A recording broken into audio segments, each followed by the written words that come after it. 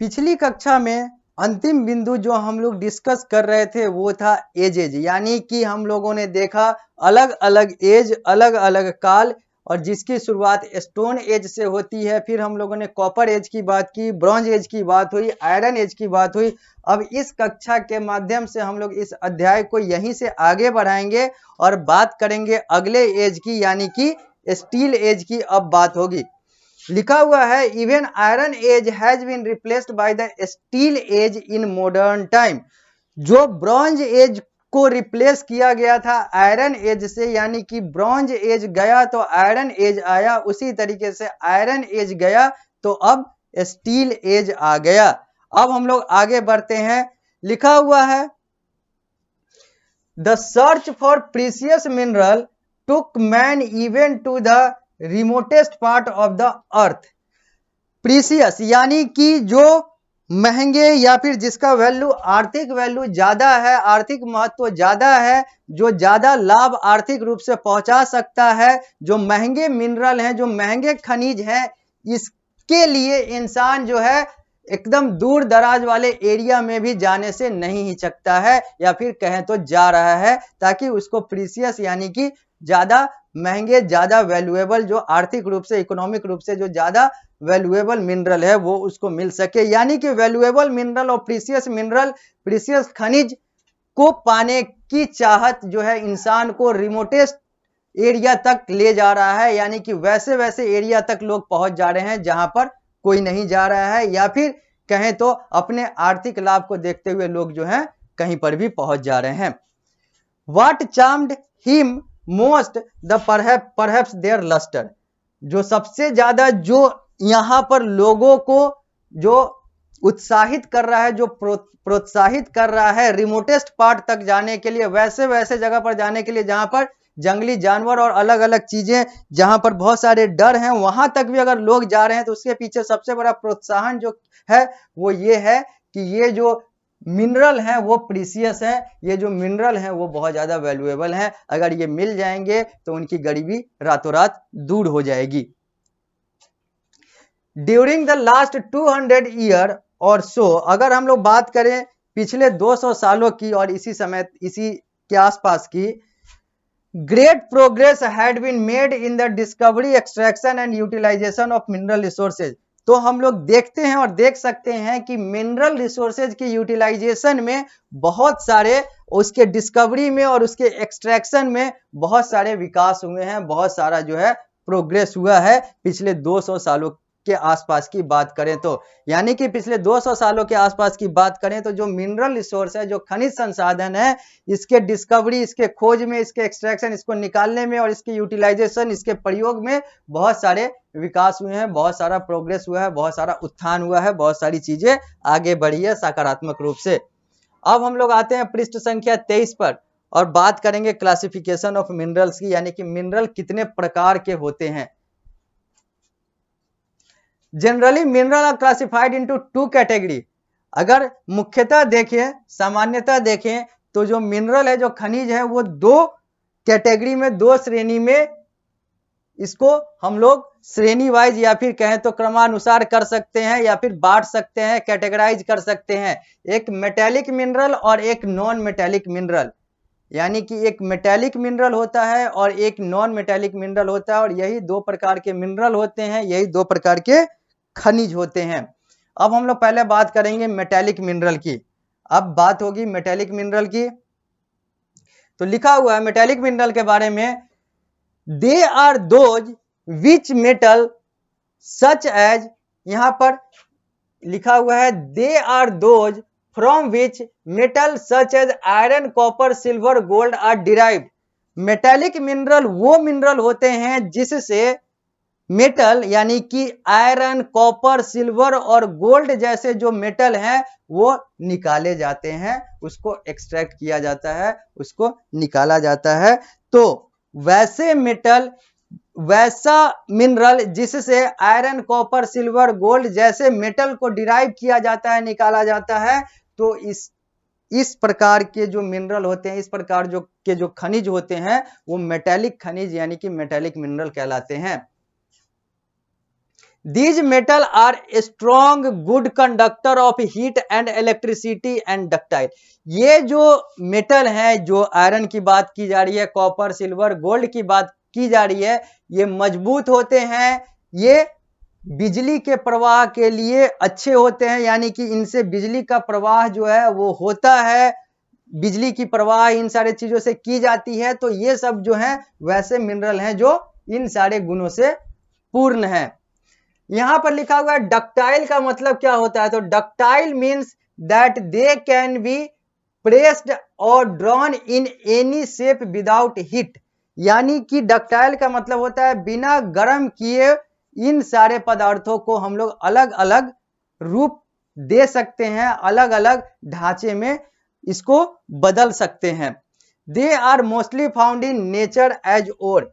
ये जो है, ये जो मिनरल है यानी कि जो मेटेलिक मिनरल है, ये जनरली जो है ओर के प्रकार में पाए जाते हैं, ओर के नेचर में या फिर ओर की प्रकृति में पाए जाते हैं। Metallic mineral can be further subdivided into ferrous and non ferrous. यानी कि मेटेलिक मिनरल जो है अगर इसको अलग अलग भागों में बांटा जाए तो ये भी दो प्रकार का होता है, एक जिसमें आयरन पाया जाता है, एक जिसमें आयरन पाया नहीं जाता है। तो जो आयरन जिसमें होता है, आयरन से जुड़ा हुआ जो मेटेलिक मिनरल है वो फेरस कहलाता है, और जो आयरन से जुड़ा हुआ मेटेलिक मिनरल नहीं है वो नॉन फेरस मेटेलिक मिनरल कहलाता है। फेरस जो है आयरन का नाम है, फेरम जो है आयरन का नाम है, और आयरन से जुड़ा हुआ जो मेटेलिक आयरन से जुड़ा हुआ जो मेटेलिक मिनरल है वो फेरस मेटेलिक मिनरल कहलाता है, और जहां पर आयरन नहीं होता है जिस मेटेलिक मिनरल में, उसको नॉन फेरस मेटेलिक मिनरल कहा जाता है। फेरम जो है वो आयरन का नाम है। आगे लिखा हुआ है some common ferrous mineral are. कुछ जो फेरस मिनरल, जो कुछ सामान्य जो फेरस मिनरल हैं वो है मैग्नीज, मैग्नीज और क्रोमाइट, पायराइट, निकल और कोबाल्ट। जबकि नॉन फेरस मटेरियल की बात करें तो gold, silver, copper, lead, bauxite, tin, magnesium, ये सब के नाम आते हैं। ये सब नॉन फेरस मेटेलिक मिनरल है। यानी कि हम लोगों ने देखा कि मिनरल जो है वो दो प्रकार का है, एक मेटेलिक मिनरल और एक non metallic mineral. Metallic mineral जिससे मेटल प्राप्त किए जाते हैं, जैसे आयरन, कॉपर, सिल्वर, गोल्ड, ये सब। और ये भी जो मेटेलिक मिनरल है वो दो प्रकार का होता है, एक आयरन से जुड़ा हुआ मेटेलिक मिनरल और एक आयरन से नहीं जुड़ा हुआ मेटेलिक मिनरल। तो जो आयरन से जुड़ा हुआ मेटेलिक मिनरल है वो फेरस मेटेलिक मिनरल कहलाता है, जबकि जिसमें आयरन से जुड़ा हुआ मेटेलिक मिनरल, जो आयरन से जुड़ा हुआ मेटेलिक मिनरल नहीं है, वो नॉन फेरस मेटेलिक मिनरल कहलाता है। तो फेरस मेटेलिक मिनरल में हम लोगों ने देखा कोबाल्ट का नाम, निकल का नाम, पायरीट का नाम, पैराइट का नाम, क्रोमाइट का नाम, मैग्नीज का नाम, इन सारी चीजों की बात की। तो हम लोग नॉन फेरस में देख रहे हैं कि copper, lead, bauxite, tin, magnesium, ये सब के नाम आते हैं नॉन फेरस मेटेलिक मिनरल में। है तो सारे मेटेलिक मिनरल कुछ फेरस वाले तो कुछ नॉन फेरस वाले। अब हम लोग आगे बढ़ते हैं और बात करते हैं नॉन मेटेलिक मिनरल की। नॉन मेटेलिक मिनरल क्या होता है? तो जो मेटेलिक मिनरल होता है उसी का उल्टा नॉन मेटेलिक मिनरल होता है। तो आगे पढ़ते हैं। The non metallic mineral do not contain metal. वही बात है कि अगर मेटेलिक मिनरल मेटल से जुड़ा हुआ है, वहां पर मेटल पाया जाता है, तो नॉन मेटेलिक मिनरल में, मेटेलिक मिनरल में अगर मेटल पाया जाता है तो नॉन मेटेलिक मिनरल में मेटल नहीं पाया जाता है। These minerals are not ductile or malleable and cannot be changed into wire and other shape. ये जो मिनरल है वो डक्टाइल नहीं होते हैं, यानी कि वो अलग अलग शेप में उनको कन्वर्ट नहीं किया जा सकता है। तार वगैरह इन सारे शेप में, इन सारे आकार प्रकार में ये लोग नहीं बदलते हैं। Non metallic mineral are use widely. ये सब व्यापक रूप से प्रयोग किए जाते हैं नॉन मेटेलिक मिनरल, जिसमें उदाहरण आता है लाइमस्टोन का, नाइट्रेट का, पोटास का, माइका का, जिप्सम का। ये सब जो है ये नॉन मेटेलिक मिनरल हैं। Some metal are heavy and some are light. कुछ मेटल जो है वो भारी होते हैं जैसे आयरन वाले, और कुछ जो है वो हल्के होते हैं जैसे एल्यूमिनियम वाले। एंड अपार्ट फ्रॉम देम, और इसके अलावा देयर आर एलॉय, एलॉय भी होता है जैसा कि bronze, bronze is an alloy of copper and teen, bronze जो है, जो हम लोगों ने पहले भी देखा था कि ये एलॉय है कॉपर और टीन का, यानी कि ब्रोंज जो है कॉपर और टीन का मिश्रण है, कांच से जो है वो कॉपर और टीन का मिश्रण है। Coal and petroleum are mineral fuel, they are found in sedimentary rock, coal और पेट्रोलियम जो है, जो कोयला और जो पेट्रोलियम वाले जो प्रोडक्ट हैं, पेट्रोलियम वाले जो तत्व हैं, पेट्रोलियम जो है ये भी मिनरल फ्यूल कहलाता है, यानी कि ये मिनरल फ्यूल्स हैं और ये सेडिमेंट्री रॉक में पाए जाते हैं, इनका जो उत्पत्ति है या फिर इनका जो एग्जिस्टेंस है वो सेडिमेंट्री रॉक से होता है। अब हम लोग आगे बढ़ते हैं और बात करते हैं माइनिंग का। माइनिंग का मतलब क्या होता है, खादान का में खनन का मतलब क्या होता है। अब हम लोग खनन की बात करेंगे, माइनिंग की बात करेंगे। पृष्ठ संख्या 23 पर है। Mining is a process of digging under the ground in order to extract the mineral from the अर्थ।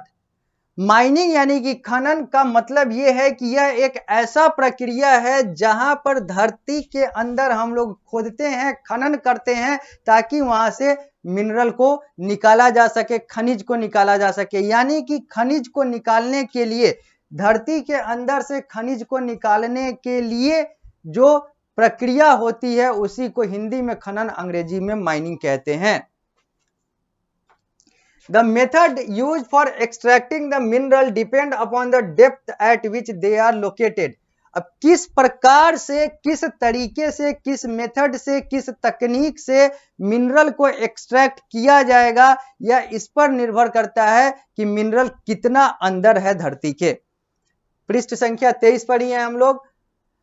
यहां पर दो चित्र आप लोगों को दिख रहा है, जहां पर ड्रिलिंग हो रहा है और एक ओपन कास्ट माइनिंग हो रहा है, जहां पर खुला जो खनन हो रहा है खादान का, ये यहां पर दिख रहा है दूसरे वाले चित्र में। तो यहां पर ड्रिलिंग यानी कि यहां पर हम लोग अलग अलग मशीन से यहां पर खोद रहे हैं, या फिर यहां पर कहें तो खनन की प्रक्रिया चल रही है। तो ड्रिलिंग हो रहा है एक तरफ ओपन कास्ट माइनिंग हो रहा है। ये दो चित्र हैं जो माइनिंग के हैं।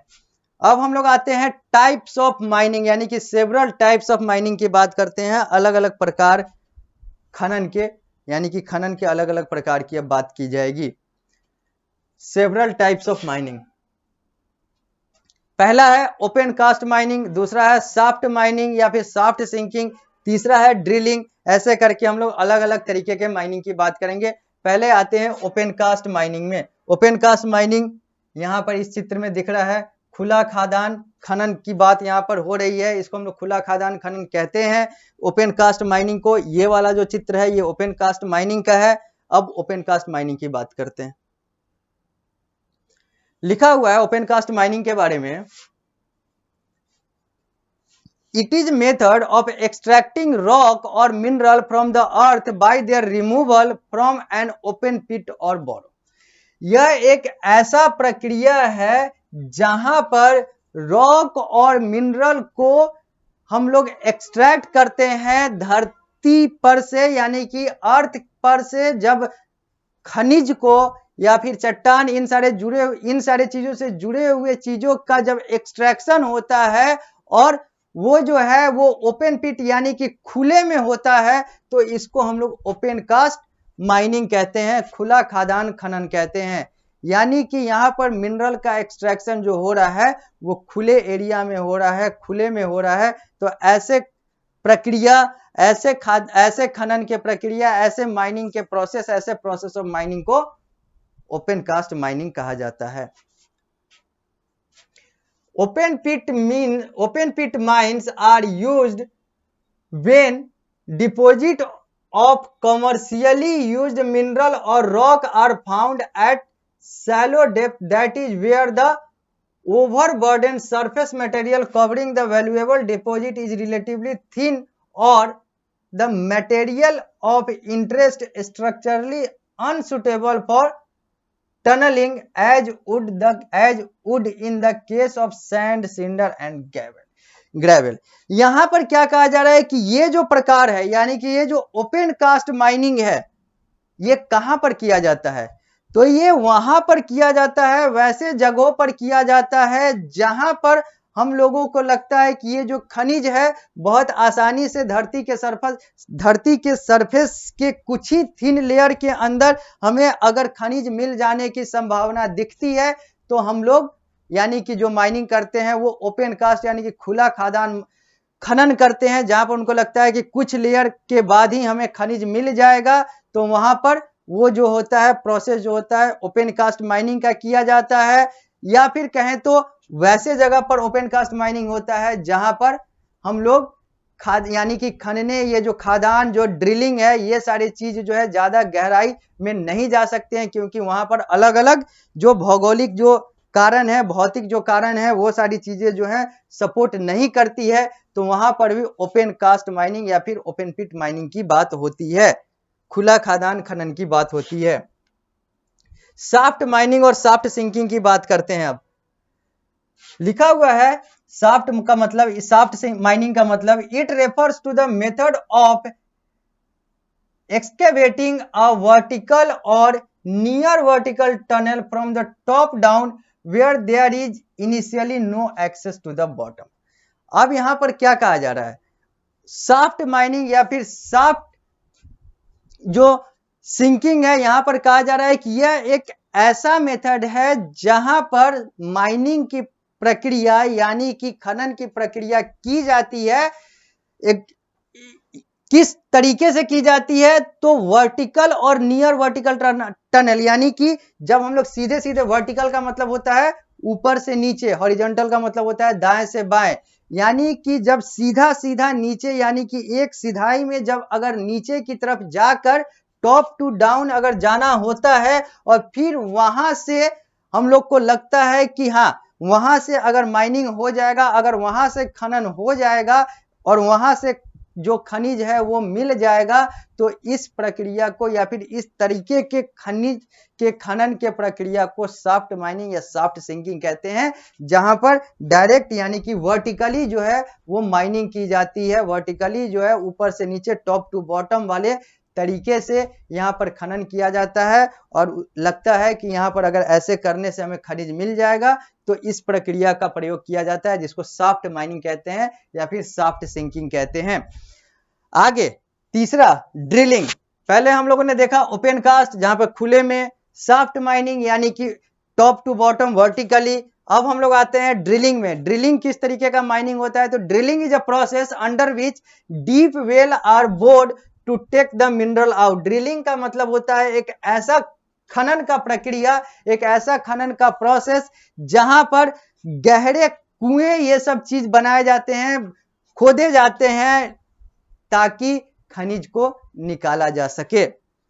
Petroleum and natural gas occur far below the earth surface. जो पेट्रोलियम और जो नेचुरल गैस है ये अर्थ सरफेस के बहुत अंदर पाया जाता है, इसलिए deep well are bored to take them out. इसलिए जो गहरे कुएं हैं इन सारे चीजों को बनाया जाता है ताकि इस पेट्रोलियम और नेचुरल गैस को निकाला जा सके, और इस प्रक्रिया को, इस माइनिंग के प्रक्रिया को, इस खनन के प्रक्रिया को, माइनिंग के प्रोसेस को ड्रिलिंग कहा जाता है।